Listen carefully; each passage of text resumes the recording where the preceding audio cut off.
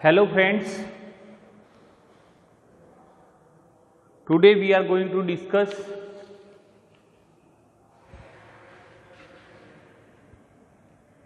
in engineering chemistry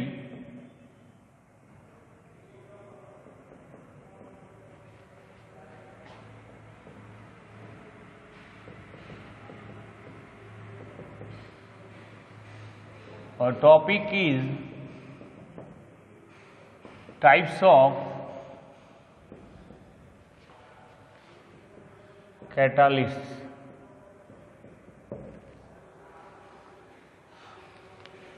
Today we are going to discuss about types of catalysts. In previous lecture we discussed about what is catalyst, what is catalysis and two basic types of the catalysis with their example. અગાઉના લેક્ચરની અંદર આપણે ઉદ્દીપક કોને કહેવાય, ઉદ્દીપન એટલે શું અને ઉદ્દીપનના બે પ્રકાર કહેતા સમાંગ ઉદ્દીપન અને વિસમાંગ ઉદ્દીપન કહેતા હોમોજીનિયસ કેટાલિસિસ અને હિટ્રોજીનિયસ કેટાલિસિસ વિશે માહિતી મેળવી. આજના લેક્ચરની અંદર આપણે એન્જિનિયરિંગ કેમિસ્ટ્રીમાં ટાઈપ્સ ઓફ કેટાલિસ્ટ, તો ટાઈપ્સ ઓફ કેટાલિસ્ટની અંદર ફર્સ્ટ ટાઈપ છે positive catalyst.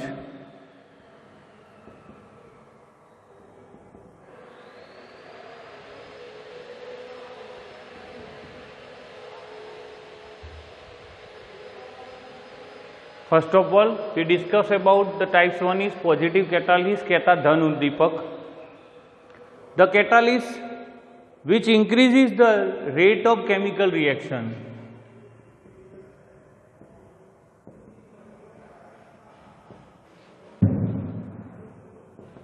Which increases the rate of chemical reaction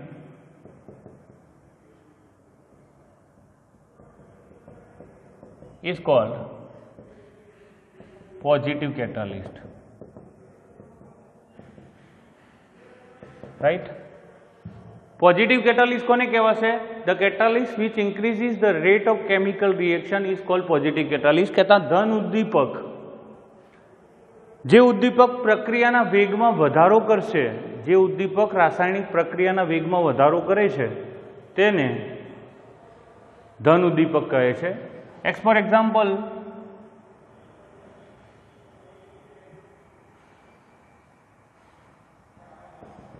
in Haber process, હેબરની પ્રક્રિયાથી એમોનિયા બનાવવાની રીતની અંદર આ પ્રકારનું ઉદાહરણ તમને જોવા મળશે, જેની અંદર ખાસ N2 કહેતા નાઇટ્રોજન અને હાઇડ્રોજનનું તમને કોમ્બિનેશન જોવા મળશે. N2 પ્લસ 3s2 એટલે NH3 બનશે પ્લસ જે ઉદ્દીપક હશે એ. તો અહીંયા તમારે આયનનો ઉપયોગ કરવાનો છે એઝ અ કેટાલિસ્ટ. ઉદ્દીપક તરીકે આયન વપરાવશે Fe. લોખંડનો એટમ અહીંયા તમારે ઉદ્દીપક તરીકે વર્ક કરશે અને જે આ પ્રક્રિયા છે હેબર પ્રોસેસથી એમોનિયા બનાવવાની, એની અંદર તમને એ પ્રક્રિયાના વેગની અંદર વધારો કરશે અને એટલું ઝડપથી તમે એમોનિયાનું પ્રોડક્શન કરી શકશો, એટલે અહીંયા Fe. તો આ રીતે આ એક્ઝામ્પલ છે એ પોઝિટિવ કેટાલિસ્ટ કોને કહેવાય ને એનું એક એક્ઝામ્પલ. તમને પ્રશ્ન પૂછી શકાય છે what is catalyst and explain its types in detail. કહેતા ઉદ્દીપક એટલે શું અને તેના પ્રકાર ઉદાહરણ સાથે વર્ણવો. તો પોઝિટિવ કેટાલિસ્ટ એનો ફર્સ્ટ ટાઈપ છે the catalyst which increase the rate of chemical reaction is called positive catalyst. For example, in Haber process for manufacturing ammonia, N2 plus 3s2, Fe as a catalyst, NH3, it's a ammonia. Ammonia બનાવવાની જે હેબરની પદ્ધતિ છે એની અંદર આયનનો ઉદ્દીપક તરીકે ઉપયોગ કરી આખી પ્રક્રિયાનો વેગ તમે વધારી શકો છો, માટે તેને પોઝિટિવ કેટાલિસ્ટ તરીકે વર્ગીકૃત કરવામાં આવે છે. એના પછી negative catalyst.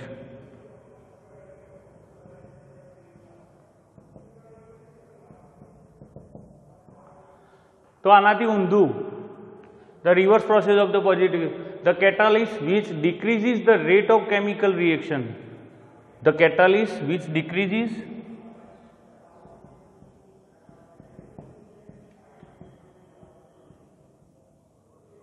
decreases or stop the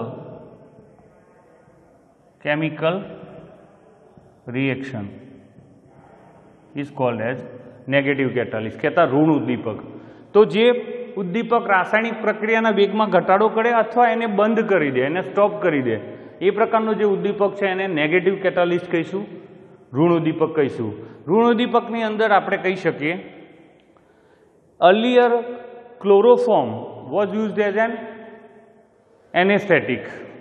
એટલે બેભાન કરવાની પ્રક્રિયા હોય તમારે કોઈ ઓપરેશન થિયેટરની અંદર કોઈ બી પેશન્ટને, તો એનેસ્થેટિક તરીકે તમે પહેલાં ક્લોરોફોર્મનો ઉપયોગ થતો હતો.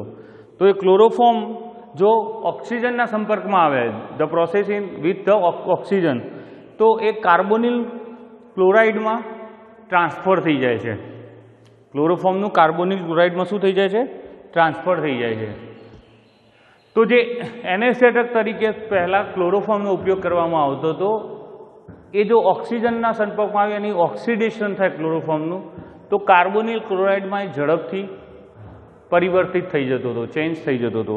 તો આ પ્રોસિજરને ધીમી કરવા માટે ત્યાં આગળ ઇથેનોલ C2H5OH આ પ્રકારનું આલ્કોહોલ ઇથેનોલ ત્યાં ઉદ્દીપક તરીકે મૂકવામાં આવે છે, નેગેટિવ કેટાલિસ્ટ તરીકે. અને એ જે પ્રોસિજર છે કાર્બોનિલ ક્લોરાઇડ બનવાની ક્લોરોફોર્મમાંથી, એ કાં તો સ્ટોપ થઈ જાય છે કાં તો ધીમી પડી જાય છે.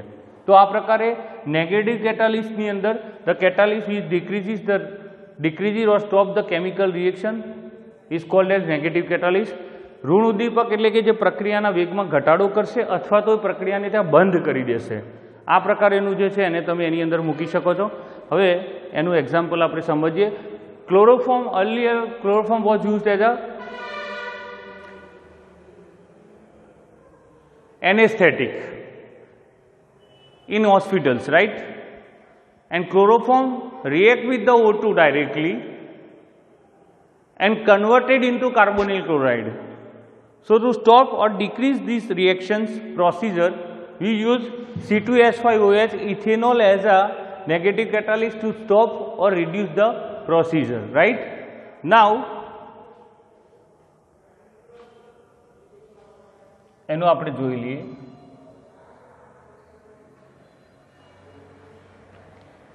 દરેકની ડેફિનેશન એની સાથેનું જે એક્ઝામ્પલ છે ક્લોરોફોર્મ વાળું તો તમે સમજ્યા. 4CHCl3 પ્લસ O2 સાથેની પ્રક્રિયા એની થઈ જશે, એટલે 3O2 કે O2. તો અહીંયા તમારે કેટાલિસ્ટ તરીકે C2H5OH ઇથેનોલનો ઉપયોગ થશે. Ethanol is there. અને આ છે કાર્બોનિલ ક્લોરાઇડ જે બને છે COCl2 plus H2O plus O2, right? તો આ COCl2 that is carbonyl chloride, આ પ્રક્રિયા જે બને છે એને ધીમી કરશે. તો આ રીતે તમે નેગેટિવ કેટાલિસ્ટનું આવી રીતે એક્ઝામ્પલ આપી શકો છો. એના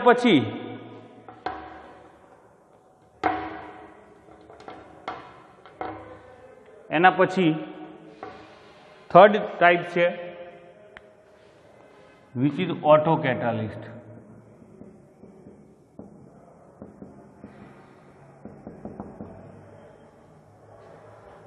તો પ્રક્રિયા કોઈ બી થાય, કેમિકલ રિએક્શન થાય, તો એમાંથી કંઈક નવું પરિવર્તન ઊભું થાય કે બને, એટલે એક નવી પ્રોડક્ટ ત્યાં ક્રિએટ થતી હોય છે.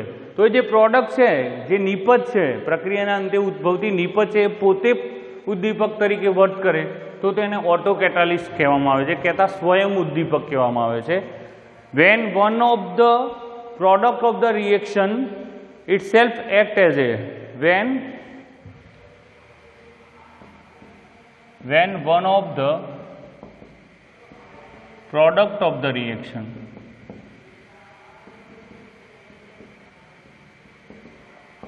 itself act as a catalyst, it's called auto catalyst. કહેતા પ્રક્રિયાના અંત ભાગે ઉદ્ભવતી કોઈ નિપજ છે, નિપજ પોતે ઉદ્દીપક તરીકે વર્ક કરે, તો તેને સ્વયં ઉદ્દીપક કહેવાય છે, ઓટો કેટાલિસ્ટ કહેવાય છે. ઓટો કેટાલિસ્ટની અંદર તમે સામાન્ય રીતે 2AH આર્સેનાઇડ 2AH3 A2H3 તો એમાંથી 2AS બને આર્સેનિક, જેને આર્સેનિક કહેવાય, પ્લસ 3H2 કોમન નીકળી જાય. તો એક આ એક્ઝામ્પલ પણ આપી શકો છો આર્સેનિકની બનાવટની અંદર. પછી તમે CH3COOC2H5 plus H2O, CH3COOH C2H5 plus H2O સાથેની પ્રક્રિયા કરો અને એની અંદરથી તમને CH3COOH એસિટિક એસિડ મળશે. તો આ એસિટિક એસિડ છે, it's also use as a catalyst. તો પ્રક્રિયાના અંત ભાગે જે પ્રોડક્ટ ઉત્પન્ન થાય છે એ પોતે ઉદ્દીપક તરીકે વર્ત કરે, કહેતા પ્રક્રિયાના અંતે જે નિપજ ઉદ્ભવે છે એ પોતે ઉદ્દીપક તરીકે વર્ત કરે, તો એને તમે ઓટો કેટાલિસ્ટ કહી શકશો. તો આ રીતે પહેલું પોઝિટિવ કેટાલિસ્ટ, એનું એક્ઝામ્પલ, એની વ્યાખ્યા, એના પછી નેગેટિવ કેટાલિસ્ટ, એનું ડેફિનેશન અને એની એક્ઝામ્પલ, એના પછી auto catalyst, any definition. When one of the product of the reaction itself acts as a catalyst is called auto catalyst. You can also explain with these two examples. Now fourth one.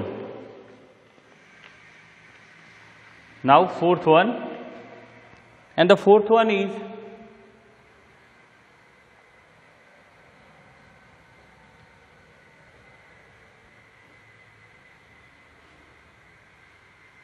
see over here, catalytic promoter. Catalyst promoter. Catalytic promoter ગુજરાતીમાં જેને કહીશું ઉદ્દીપક ઉત્તેજક. Promoter કહેતા ઉત્તેજક, catalyst એટલે ઉદ્દીપક, ઉદ્દીપક ઉત્તેજક. સો in this case A substance which is not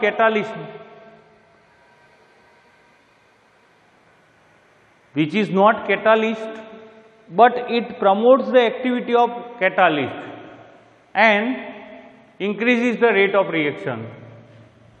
A substance which is not a catalyst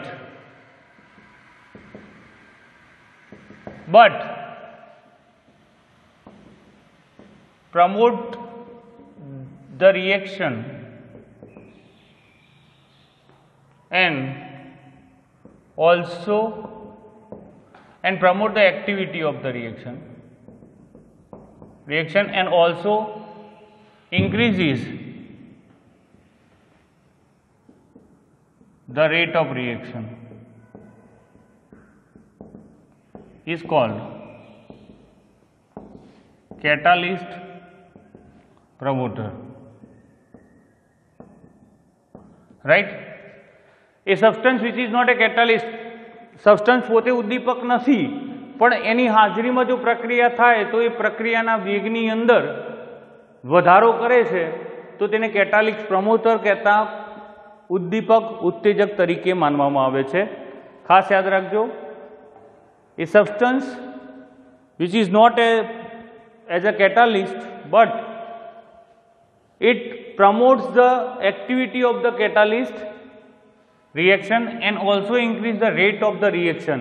જે ઉદ્દીપકની જે પ્રક્રિયા સાથે જોડાયેલો જે ઉદ્દીપક છે એની એક્ટિવિટીને પ્રમોટ કરશે એવો પદાર્થ, પોતે ઉદ્દીપક નથી પણ પ્રક્રિયાની અંદર વપરાયેલું જે ઉદ્દીપક છે એની એક્ટિવિટીની અંદર વધારો કરશે, સાથે સાથે એને લઈ અને પ્રક્રિયાના ઓવરઓલ પ્રોસિજરની અંદર, પ્રક્રિયાની અંદર, રિએક્શનની અંદર એનો વેગ વધશે.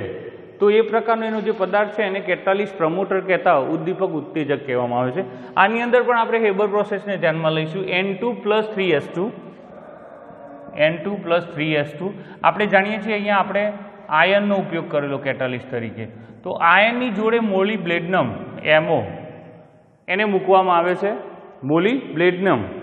તો આ પ્રક્રિયાની અંદર 2NH3 જે બને છે પ્લસ MO, તો આ પ્રક્રિયાની અંદર તમને ઉદ્દીપક ઉત્તેજકનું ઉદાહરણ જોવા મળશે. હેબર પ્રોસેસ દ્વારા મેન્યુફેક્ચરિંગ ઓફ એમોનિયાની બનાવટમાં હેબર પદ્ધતિમાં મોલિબ્લેડનમ ત્યાં મૂકવામાં આવે છે એ કેટાલિક પ્રમોટર તરીકે વર્ક કરશે અને એ Fe જે કેટાલિસ્ટ છે એની એક્ટિવિટીને ઇન્ક્રીઝ કરશે, સાથે સાથે આખી પ્રક્રિયાના વેગને વધારશે, માટે આપણે એને કેટાલિક પ્રમોટર તરીકે ઉપયોગી માનીશું. તો this is the definition and example regarding the catalyst promoter. Now at the last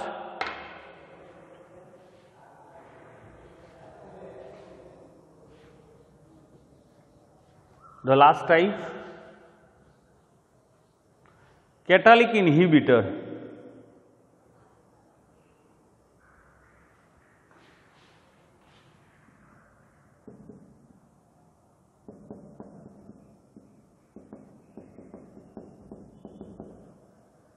Catalytic inhibitor is substance, same way, which is not a catalyst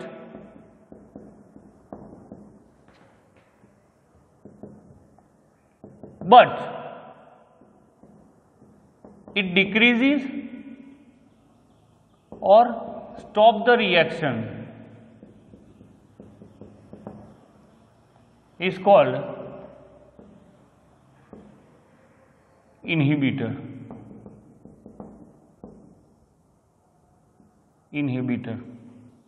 Catalyst. A substance which is not a catalyst but it inhibits or stops the activity of the catalyst.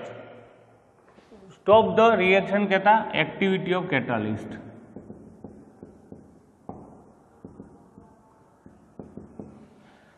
એ પદાર્થ કે જે પોતે ઉદ્દીપક નથી, same way as a catalytic promoter, એ પોતે ઉદ્દીપક તરીકે વર્તતો નથી, પણ જે ઉદ્દીપક તરીકે પ્રક્રિયાની અંદર જે ઉદ્દીપકનો ઉપયોગ થયો છે એની જે એક્ટિવિટી છે એને ધીમી કરશે અથવા તો બંધ કરશે, એવો પદાર્થ જેને કેટાલિક ઇન્હિબિટર કહેવામાં આવે છે.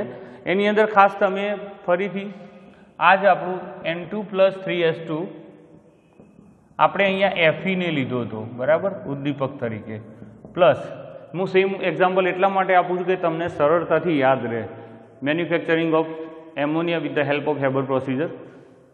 આની અંદર જો તમે CO કાર્બન મોનોક્સાઇડ અહીંયા મૂકી દો છો તો NH3 બનવાની જે આ પ્રક્રિયા છે એકદમ ધીમી થઈ જશે, એટલે આ ઉદ્દીપકની સક્રિયતાને ઘટાડશે. કહેવાનો ભાવાર્થ પદાર્થ પોતે ઉદ્દીપક નથી, પણ જે પદાર્થ ઉદ્દીપક તરીકે પ્રક્રિયા સાથે સંકળાયેલો છે એની સક્રિયતામાં ઘટાડો કરશે અથવા તો એની સક્રિયતાને બંધ કરી દેશે. તો એવા પ્રકારનો જે પદાર્થ છે એને ઉદ્દીપક વિષ કહેવાય. ઇન ગુજરાતી કેટાલિસ્ટ ઇન્હિબિટરનું ગુજરાતી થશે ઉદ્દીપક વિષ. A substance which is not a catalyst but it decreases or stops the reaction or activity of the catalyst is called a catalyst inhibitor. For the manufacturing of ammonia we know that N2+3S2 ion as a catalyst, CO as a catalytic inhibitor. આ જે છે carbon monoxide એ એની પ્રક્રિયાના વેગને ધીમી કરશે. Okay, તો આ પ્રકારે vote is catalyst આપણે સમજ્યા. ટાઈપ્સ ઓફ કેટાલિસ્ટની અંદર positive catalyst, negative catalyst, auto catalyst, catalytic promoter અને કેટાલિક ઇન્હિબિટર, એની દરેક પ્રોસિજર આપણે અહીંયા આ પ્રમાણે જોઈ. તો આ ટુડે લેક્ચરને આપણે આ રીતે મેમોરાઇઝ કરીશું અને આને સમજીને આગળ ઉપર રિપ્રેઝન્ટ કરીશું. આ ક્વેશ્ચન તમને vote is catalyst and explain types of catalyst with example 100% પૂછાય છે. તો આપણે દરેકની ડેફિનેશન અને એક્ઝામ્પલને જે પ્રમાણે અહીંયા સમજાશે એને વ્યવસ્થિત રીતે સમજીશું. અસ્તુ. જય સ્વામિનારાયણ.